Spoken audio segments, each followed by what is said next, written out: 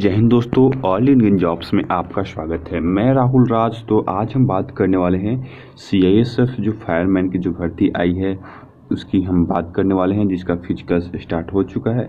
हम बात करेंगे इसका सिलेबस क्या है, एग्जाम पैटर्न क्या है और किस प्रोसेस से आपको गुजरना है। एक एक चीज़ हम इस वीडियो में क्लियर करने वाले हैं। क्या एग्जाम में नेगेटिव मार्किंग है, कितने क्वेश्चन है तो किस किस चैप्टर से क्वेश्चन है, एक एक चीज़ की जानकारी आज इस वीडियो में बात करेंगे। तो चलिए फ्रेंड, बिना वीडियो को देरी किए चलते हैं वीडियो की ओर। कहीं भी डाउट हो कमेंट सेक्शन में आपके लिए खुला है, ज़रूर से ज़रूर जवाब दें। और किसी भी भर्ती का अपडेट अगर जानना हो या किसी भी क्वेश्चन आंसर आपको पूछना हो तो कमेंट करें। कमेंट का रिप्लाई जल्द से जल्द आपको मिलेगी। चलिए हम वीडियो की ओर चलते हैं। तो फ्रेंड, सबसे डिटेल्स की ओर हम आ चुके हैं। हम बात करेंगे एक एक चीज़ की ओर। सीआईएसएफ फायरमैन कांस्टेबल 2022 का जो सिलेबस है और एग्जाम प्रक्रिया क्या है, एक एक चीज़ को चलेंगे। तो सबसे पहले बता दें आपको, ये भर्ती 2022 की है। ठीक है।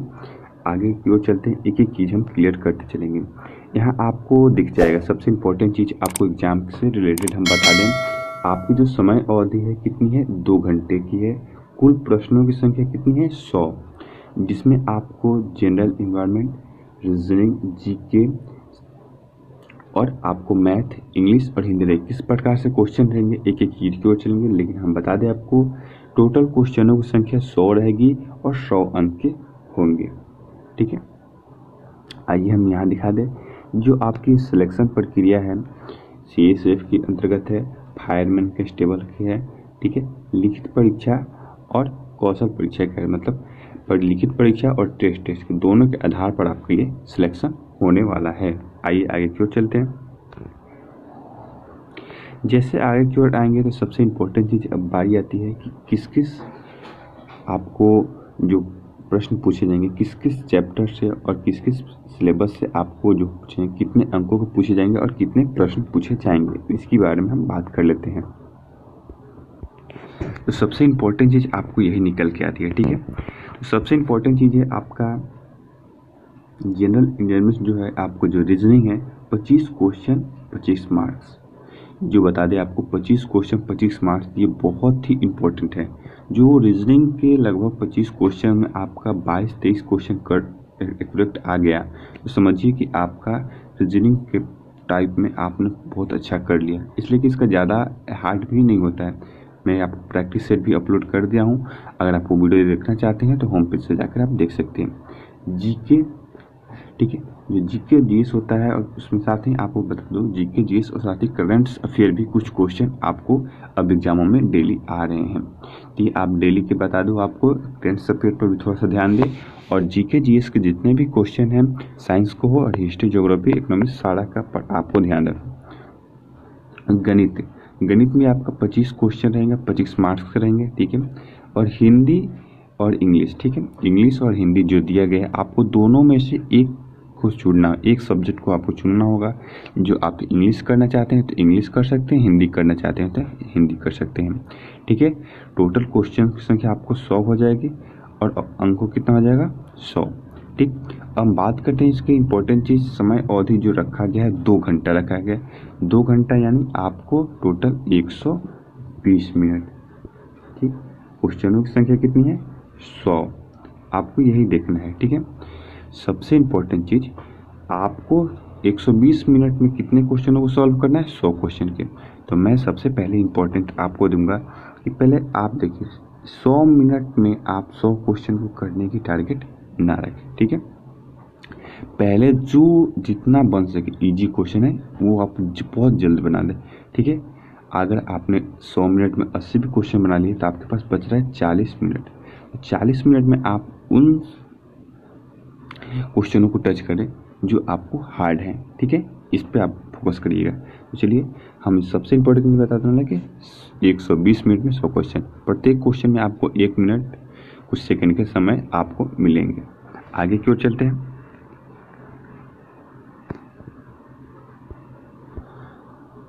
तो फ्रेंड, अब बारी आती है किस किस चैप्टर से रहने वाले हैं क्वेश्चन, इसके बारे में बता दें।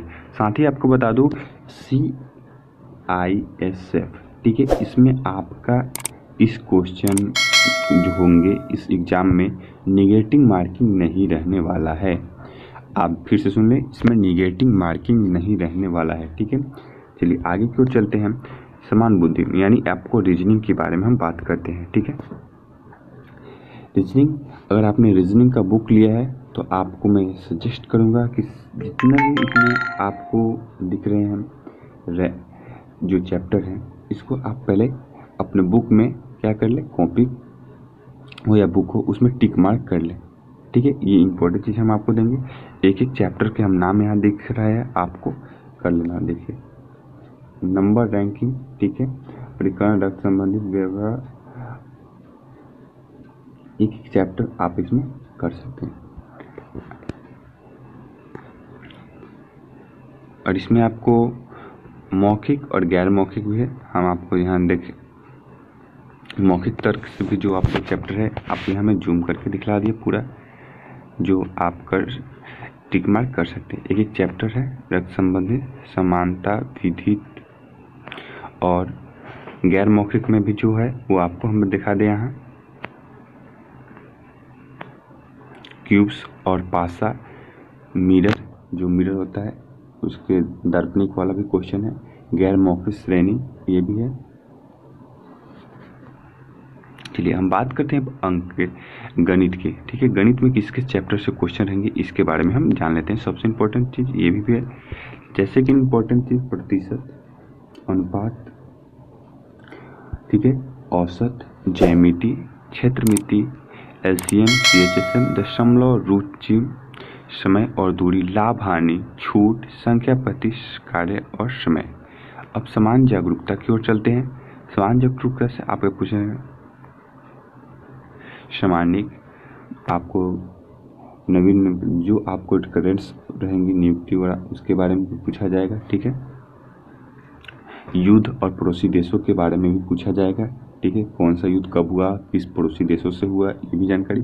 पुस्तक और लेखक, कौन से पुस्तक कौन से लेखक लिखे हैं इसकी भी जानकारी आपको रहनी चाहिए।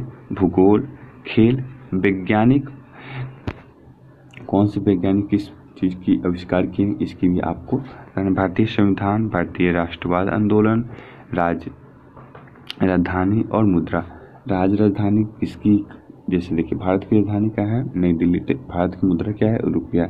इस प्रकार अमेरिका का क्या है, डॉलर, ठीक है। एक चीज़ मतलब इतिहास, अर्थशास्त्र। अब हम बात करते हैं समान इंग्लिश की, जो इंग्लिश में जो क्वेश्चन किस किस चैप्टर से पूछे जाएंगे। शब्दावली, लेखन क्षमता, सही अंग्रेजी क्षमता, जो त्रुटि वाला क्वेश्चन रहता है वो सही अंग्रेजी क्षमता वो से बोलते हैं। एक एक कि आपका इसमें मुहावरा रहेगा, ठीक है, पता लगाएं त्रुटि कौन सा है, एक एक शब्द। हम बात करते हैं हिंदी में। हिंदी में किसके चैप्टर से क्वेश्चन आएगी देख लीजिए। समास, लिंग, प्रतिज्ञा, विलोम, अलंकार,